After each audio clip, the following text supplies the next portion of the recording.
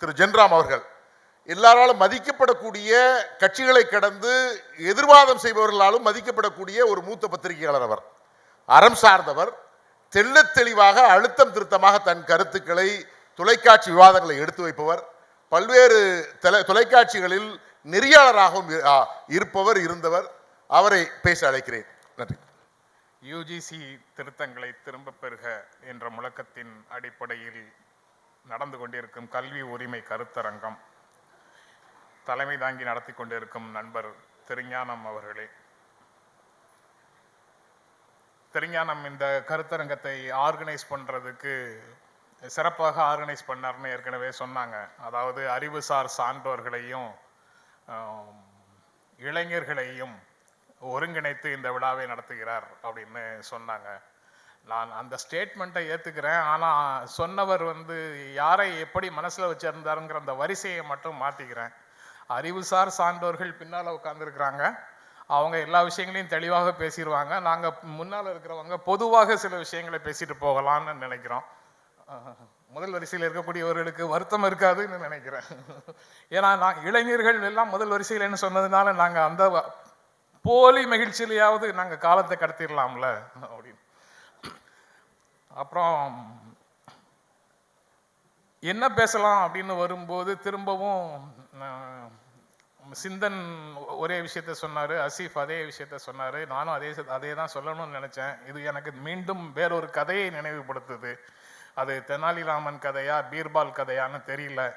உறுதியாக தெரியாத கதைகளை உறுதியாக தெரியலன்னு சொல்லிட்டு சந்தேகத்தோடையே சொல்லிட்டு போகிறது இந்த மேடையில் இருக்கிறவங்களுடைய வழக்கம். நடக்காத கதைகளையும் தெரியாத கதைகளையும் தனக்கு நேர்ந்தது போல் சொல்வது வேறு மேடைகளில் நடக்கக்கூடிய வழக்கம். அந்த கதை என்னன்னா, எல்லாரும் அவங்கவுங்க வீட்டில இருந்து ஒரு பாத்திரம் பால் கொண்டு இந்த பானையில் விடுங்க அப்படின்னு அரசருடைய உத்தரவு. எல்லாரும் அவங்க கொண்டு வந்துருவாங்க பாலை, நம்ம தண்ணி மட்டும் ஊற்றினா போதும் அப்படின்னு நினச்சிட்டு எல்லாரும் கொண்டு வராங்க. கடைசியில் பானையை பார்க்கும்போது பாலே இல்லை, தண்ணி மட்டும் இருக்குன்னு அந்த கதை இருக்கும். அதே மாதிரி யூஜிசி கைட்லைன்ஸில், டிராஃப்ட் கைட்லைன்ஸில் என்ன விஷயம் இருக்குங்கிறத எனக்கு முன்னால் பேசினவங்களும் சிறப்பாக பேசிடுவாங்க, எனக்கு பின்னால் பேச போகிறவங்களும் சிறப்பாக பேசிடுவாங்க. நான் பொதுவாக சில விஷயங்களை பேசுகிறேன் அப்படின்னு நாங்கள் வரிசையாக ஒவ்வொருவராக சொல்லிகிட்டு இருக்கோமே, அதை பார்த்து நீங்கள் இப்படி நடந்துருமோன்னு கவலைப்பட வேண்டாம்னு நினைக்கிறேன். அமைச்சருக்கு அந்த பொறுப்பு இருக்குது, அதனால் அவர் கண்டிப்பாக பேசிடுவார். அமைச்சர் வருவதற்கு முன்னாலேயே கூட அதனுடைய அனைத்து அம்சங்களையும் மிகச்சிறப்பாக செய்தியாளர் சந்திப்பில் பேசிட்டு தான் வந்திருக்கிறாரு. நாளை காலையிலிருந்து கல்லூரி வளாகங்களிலும் கல்லூரி சார்ந்து இருக்கக்கூடிய பெற்றோர் மற்றவங்களுக்கு மத்தியிலையும் இது ஒரு தீயாக பரவி செல்வதற்கு தேவையான அடித்தளத்தை அவருடைய செய்தியாளர் சந்திப்பு செய்திருக்கிறது அப்படின்னு நான் நம்புறேன். இந்த இஷ்யூல கூட்டம் குறைவாக இருந்ததுன்னு ஆரம்பத்தில் ஒரு ஃபீல் வந்தது. அப்போது நான் அதை கூட்டம் குறைவுன்னு பேசியவங்களும் குறிப்பிட்டதுனால அப்போ நோட் பண்ணினேன், அதை பற்றியும் பேசிடுறேன். விதை நெல்கள் அளவில் குறைவாகத்தான் இருக்கும், ஆனால் பயன்பாடு அதற்கு தான் ரொம்ப அதிகம். நீங்கள் குறைவான நபர்கள் வந்தாலும் நீங்கள் உள்வாங்கிக் கொண்டு செல்லும் கருத்துக்கள் உங்கள் மூலமாக சமூகத்தில் பரவும்.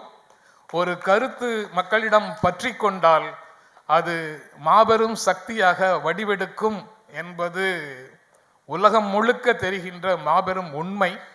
அப்படி மக்களிடத்தில் ஒரு கருத்தை பற்றி கொள்ள செய்வதில் உங்கள் அனைவருடைய பங்களிப்பும் சிறப்பாக இருக்கும் என்பது உங்களுடைய இங்கு நீங்கள் இருப்பதே காட்டுகிறது. உங்கள் அனைவருக்கும் என் நன்றி. இன்னும் சப்ஜெக்டுக்குள்ளே போகாமல் சொல்ல வேண்டிய 2 விஷயங்கள் இருக்கு, மன்னிச்சிருங்க. உயர்கல்வித்துறை அமைச்சராக பொறுப்பேற்ற அமைச்சர் முனைவர் கோவி செழியன் அவர்களுக்கும், பத்திரிகையாளர் மன்றத்தின் பொதுச் செயலாளராக பொறுப்பேற்ற நண்பர் தோழர் அசீஃபுக்கும் என்னுடைய வாழ்த்துக்களை தெரிவித்துக் கொண்டு நான் இந்த சப்ஜெக்டுக்குள்ளே வரலான்னு நினைக்கிறேன். நண்பர் திருஞானம் இந்த கருத்தரங்கத்தை ஏற்பாடு செய்திருக்கிறார். பொதுவாக இதை என்ன சொல்லுவோம், நம்ம ஆர்கனைசர்னு சொல்லுவோம். அட்மினிஸ்ட்ரேட்டர், ஆர்கனைசர், அஜிடேட்டர் இந்த மூன்றும் வெவ்வேறான பணிகள் அல்ல. ஒரே நபர் இந்த மூன்றுலேயும் இருக்க முடியும் அப்படின்னு நான் நம்புறேன். இதுதான் எல்லா இடங்கள்லையும் இருக்கும். அமைச்சர் ஆர்கனைஸ் பண்ணுவார், அமைச்சர் அட்மினிஸ்ட்ரேட் பண்ணுவார் உயர்கல்வித்துறையை. அதே சமயத்தில் தமிழ்நாட்டுக்கு, தமிழ்நாட்டின் சமூக நீதிக்கு, தமிழ்நாட்டின் கல்வி புலத்தில் நடக்கக்கூடிய தாக்குதல்களுக்கு எதிராக அஜிடேட்டராகவும் மாறுவார்கள். அப்படித்தான் பொன்ராய் சாரையும் பார்க்க முடியுது, மற்ற எல்லாரையும் அதே மாதிரி வரிசையில் தான் பார்க்க முடியுது. அவங்க ஆர்கனைசராகவும் அட்மினிஸ்ட்ரேட்டராகவும் அஜிடேட்டராகவும் இருக்கக்கூடியவர்களாக இருக்கிறார்கள். அவர்கள் எல்லோருக்கும் என்னுடைய அன்பையும் நன்றியையும் தெரிவித்துக் கொள்கிறேன். யுஜிசியினுடைய ஸ்பெசிஃபிக் ரூல்ஸுக்குள்ளே போகிறதில்லை, அதை பின்னால் வரக்கூடியவங்க விளக்கமாக பேசுவாங்கன்னு நான் ஏற்கனவே சொன்னதுனால அதனுடைய பொதுவான அம்சங்கள்லேருந்து நாம் புரிந்து கொள்ள வேண்டிய விஷயங்களை மட்டும் பேசலான்னு தான் நினைக்கிறேன். யுஜிசியிலிருந்து மானியம் பெற வேண்டும் என்றால், நிதி நமக்கு சேர வேண்டும் என்றால், நீங்கள் தேசிய கல்விக் கொள்கையை பின்பற்ற வேண்டும், அதை ஏற்றுக்கொள்ள வேண்டும் அப்படின்னு ஒரு கண்டிஷன் போடுறாங்கன்னா, அந்த மாதிரி கண்டிஷன்ஸ் மூலமாக நாம் எதையெல்லாம் ஏற்க மறுக்கிறோமோ, தமிழ்நாட்டின் கல்விக் கொள்கைக்கு எதையெல்லாம், தமிழ்நாட்டின் கல்விக் கொள்கைக்கு, தமிழ்நாட்டின் கல்வி பார்வைக்கு எதெல்லாம் ஏற்றுக்கொள்ள முடியாததோ அதையெல்லாம் நாம் எதிர்க்கத்தான் செய்வோம்.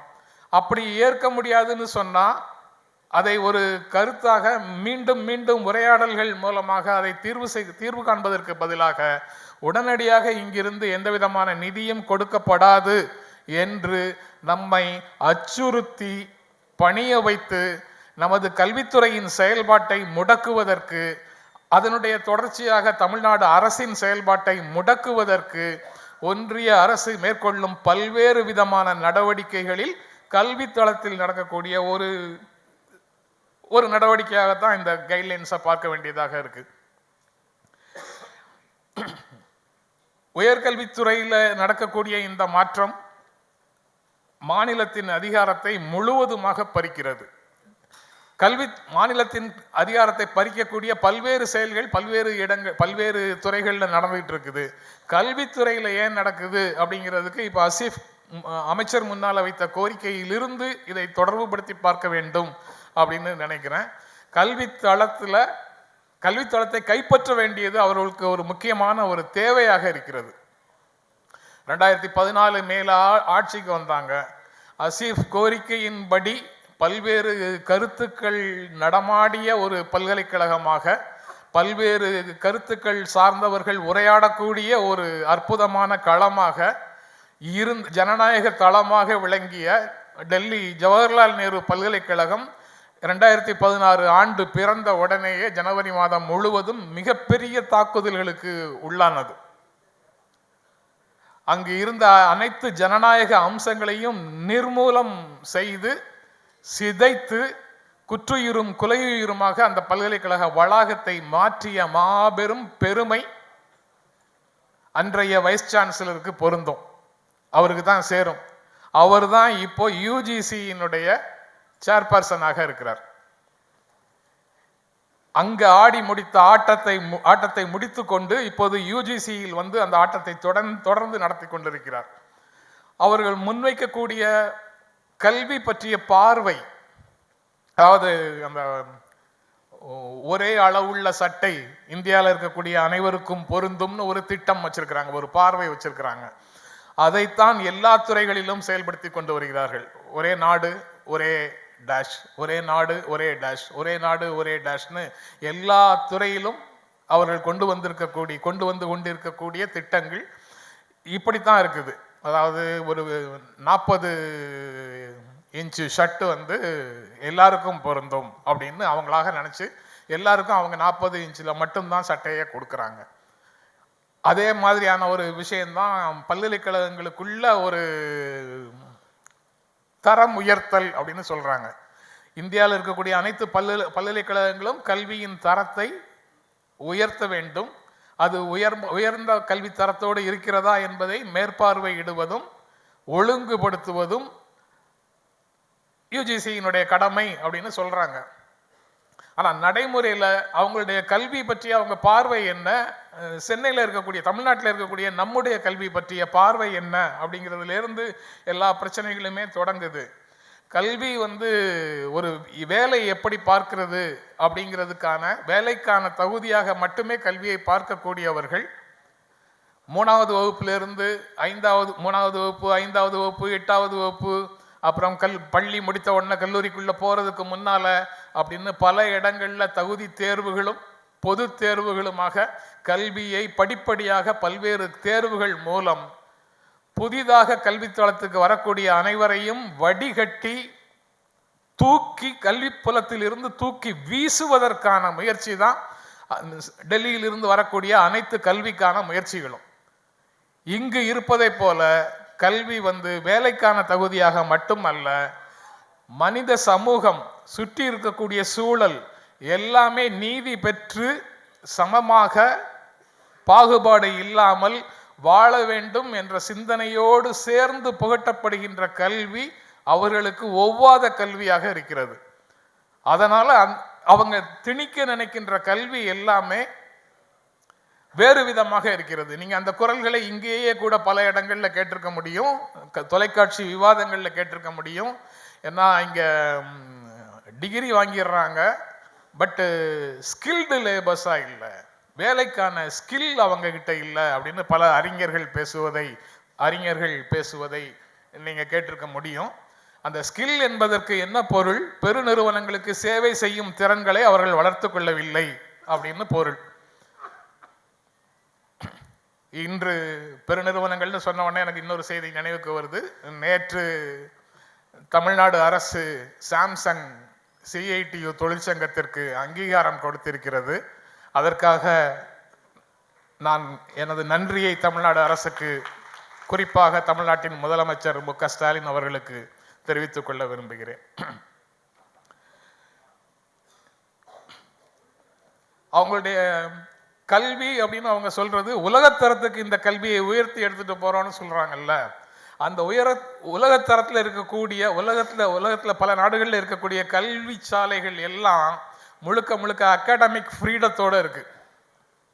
அகாடமிக் ஃப்ரீடம் இல்லாத எந்த கல்வி சாலையும் அங்கு தரமான கல்வியை கொடுக்க முடியும் என்று நான் நம்பவில்லை. ஆனா இங்க அகாடமிக் ஃப்ரீடத்தோட செயல்பட்ட பல்கலைக்கழகங்கள் எல்லாவற்றையும் அடித்து நொறுக்கி சிதைத்து ஒரே கட்டுப்பாட்டுக்குள் ஒன்றிய அரசின் அதிகாரத்திற்குள் கொண்டு குவிக்கக்கூடிய விதமாக இருக்கு. ஒன்றிய அரசு என்றால் எல்லாம் டெல்லியிலிருந்து நிர்வகிக்கப்படுகிறதான்னு கேட்காதீங்க. அவர்களுடைய ஏஜென்ட்டுகள் ஆளுநர் என்ற பெயர்ல, வேந்தர் என்ற பெயர்ல, பல்கலைக்கழகங்களின் வேந்தர் என்ற பெயர்ல இந்த பல்கலைக்கழகங்களின் அனைத்து நிர்வாகங்களையும் அவர்கள் கையில் எடுத்துக்கொள்கிறார்கள். அப்படிங்கிறது தான் அதுல முக்கியமான பிரச்சனை. முதலமைச்சர் மு.க. ஸ்டாலின் இந்த திட்டங்கள், இந்த டிராஃப்ட் கைட்லைன்ஸ் வந்த உடனேயே அவர் சரியாக ஒரு கடிதத்தை எழுதினார். அதில் கேட்டிருந்தாரு, நிலம் கொடுப்பது நாங்க, கட்டிடம் கட்டுவது நாங்க, உள்ள சேர் டேபிள் போடுறது நாங்க, நிர்வகிக்க மட்டும் எங்களுக்கு தெரியாதா? இதை நிர்வகிக்கிறதுக்கு மட்டும் எங்களுக்கு தெரியாதா? அந்த பொறுப்புகள் அனைத்தையும் நீங்கள் எடுத்துக்கொள்வீர்களா? இதை ஒருபோதும் அனுமதிக்க முடியாது அப்படின்னு அவர் சொல்லியிருந்தாரு. அதுதான் முக்கியமான செய்தி. இந்த மாநிலத்திடமிருந்து பறிக்கப்படுகின்ற அதிகாரம் அப்படிங்கிறது இந்த மாதிரி மட்டும் இல்லை, பல இடங்களிலும் பல துறைகளிலும் இதே போல நடக்குது. இது எல்லாவற்றையும் இதனுடைய உண்மையான நிலை புரியாமல் அரசியல் தளத்தில் இது திராவிட முன்னேற்ற கழக அரசுக்கு ஏற்பட்ட நெருக்கடி, அதை அவர்கள் எப்படி சமாளிக்கிறார்கள் என்று பார்க்கலாம் அப்படின்னு மகிழ்ந்து கைதட்டி கேலி பண்ணி சிரிக்கக்கூடிய ஒரு அரைவேக்காட்டு அரசியல் கூட்டம் ஒன்று இங்க இருக்கு. அந்த அரைவேக்காட்டு அரசியல் கூட்டம் இந்த மாநில அரசு அதிகாரங்கள் ஒவ்வொன்றாக பறிபோவதை எதிர்த்து களமாட வேண்டிய திறனும் உடல் திறனும் மனத்திறனும் படிப்பும் கொண்ட அந்த இளைஞருடைய சக்திகள் எல்லாம் வெட்டியாக வீணாகி கொண்டிருக்கிறது. அதையும் மீட்டெடுக்க வேண்டிய ஒரு பொறுப்பு நமக்கு தான் இருக்கு அப்படிங்கிறதையும் இதுல சேர்த்து பார்க்க வேண்டியது இருக்கு. அரசியல் தலையீடுகளிலிருந்து கல்வி வளாகங்களை பிரிப்பது அப்படின்னு சொல்றாங்க. அரசியல் தலையீடுகளிலிருந்து கல்வி வளாகங்களை பிரிப்பதுன்னா அது உண்மையிலேயே இப்படி சொல்வதே ஒரு அரசியல் தான் அப்படிங்கிற பதில் வந்து இங்க தமிழ்நாட்டில இருந்தும் கேரளால இருந்தும் தான் வருது. அரசியல் என்பதை அவர்கள் எவ்வாறு புரிந்து கொண்டிருக்கிறார்கள் என்பதிலிருந்து இந்த பிரச்சனைகள் எல்லாமே வர்றதை பார்க்க முடியுது. துணைவேந்தர்கள் நியமனம் அல்லது மற்ற இன்னும் சில சப்ஜெக்ட் இருக்கு, அது எல்லாமே எல்லாரும் ஒவ்வொரு இடத்துல தொட்டுட்டு போயிடுறாங்க, உண்மைதான். இன்னும் ஒரே ஒரு விஷயம், நேஷனல் அசஸ்மெண்ட் அக்ரெடிட்டேஷன் கவுன்சில், இந்த கவுன்சில் கொடுக்குற தர வரிசையின் அடிப்படையில் யூஜிசி வந்து தன்னுடைய திட்டங்களை வகுக்கிறது.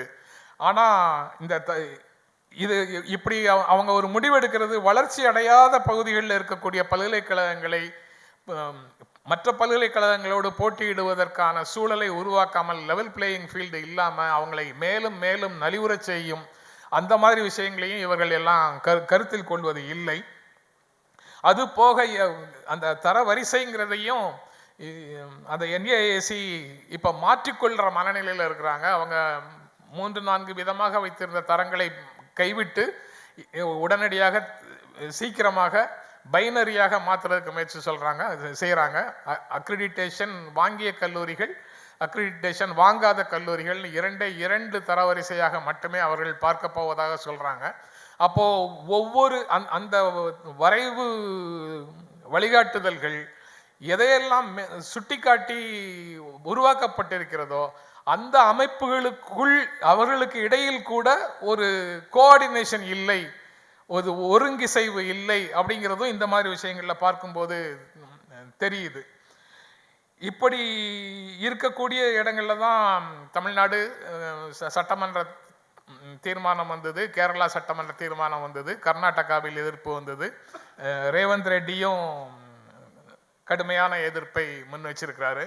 ஒன்றிய அரசிடம் மாநிலங்களை விட அதிகமான அதிகாரம் இருக்கிறது என்ற காரணத்திற்காக நீங்கள் எங்கள் மீது படையெடுத்தால், எங்களிடம் இருக்கக்கூடிய அதிகாரங்களை நீங்கள் பறிக்க நினைத்தால் நீங்கள் விரும்பிய பலன்கள் ஒருபோதும் கிடைக்காது அப்படின்னு ரேவந்த் ரெட்டி சீரியஸான குரலை மீண்டும் வெளிப்படுத்துகிறார்.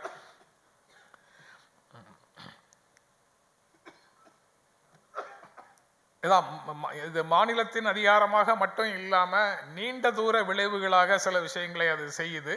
அதுவும் அதில் முக்கியமான பிரச்சனையாகத்தான் இருக்கும்னு நினைக்கிறேன். ஆட்சியினுடைய நிர்வாகம், கல்வித்துறையில் இவ்வளவு சீர்கேடுகள் நடந்து கொண்டு இருந்தது என்றால் அது ஆட்சியினுடைய நிர்வாகத்தை பாதிக்கிறது. அது இப்போ கூட பார்த்தோம், ஒரு சட்டம் ஒழுங்கு பிரச்சனைன்னு ஒன்று சொல்கிறாங்க. சென்னையில் நடந்த ஒரு வல்லுறவு கேஸ் வந்து அது விசி இல்லாத ஒரு பல்கலைக்கழகமாக இருக்குது. விசி இல்லாத பல்கலைக்கழகத்தில் இருக்கக்கூடிய நிர்வாக குறைபாடுகள், நிர்வாக கோளாறுகள் இருக்குது. அது சட்டம் ஒழுங்கு பிரச்சனையாக அரசுக்கு தொல்லையாக வந்து மாறுது. நீங்கள் எல்லா இடங்கள்லையும் உரிய பதவிகளை நிரப்பி சட்டங்கள் அல்லது அந்த பல்கலைக்கழக விதிகள் அல்லது அந்த நிறுவனங்களுடைய விதிகள் இவற்றின்படி எல்லா இடங்கள்லையும் முறையாக நிர்வாகம் நடந்து கொண்டிருந்தால் இந்த ஆட்சியினுடைய ஜெனரல் டெண்டன்சியை பாதிக்கக்கூடிய விதத்தில் எதுவும் நடக்காது. அப்படி நடப்பதற்கு தடையாக எல்லா இடங்கள்லையும் பிளாக் பண்ணி வச்சுட்டு, தடைகளை ஏற்படுத்தி விட்டுட்டு, சட்டம் ஒழுங்கு கெட்டு போச்சு, ஆட்சி முறையாக செயல்படவில்லை என்ற குற்றச்சாட்டுகளை முன்வைப்பது சூழலை முழுமையாக புரிந்து கொள்ளாத ஒரு தன்மை என்று தான் நினைக்கிறேன். அது போக கல்வி, நிதி போன்ற வரி எல்லா விஷயங்களும் மாநிலத்தினுடைய தேவைகளை முன்னிறுத்தி மாநிலங்கள் தீர்மானிக்க வேண்டிய உரிமைகளாக இருக்க வேண்டுமே தவிர டெல்லி தீர்மானிக்க கூடாது என்பது முக்கியமான விஷயம். அந்த கருத்தையும் சேர்த்து மாணவர்கள் தீவிரமாக இந்த பிரச்சனைகளை ஆய்ந்து தங்களுடைய செயல்பாட்டை முன்னெடுக்க வேண்டும். இந்த 5ஆம் தேதிக்குள்ள மாணவர்களிடமிருந்து மின்னஞ்சல்கள் டெல்லியை சென்று சேர வேண்டும் என்ற கோரிக்கையை, அமைச்சரின் கோரிக்கையை நானும் வழிமொழிந்து விடைபெறுகிறேன். நன்றி, வணக்கம்.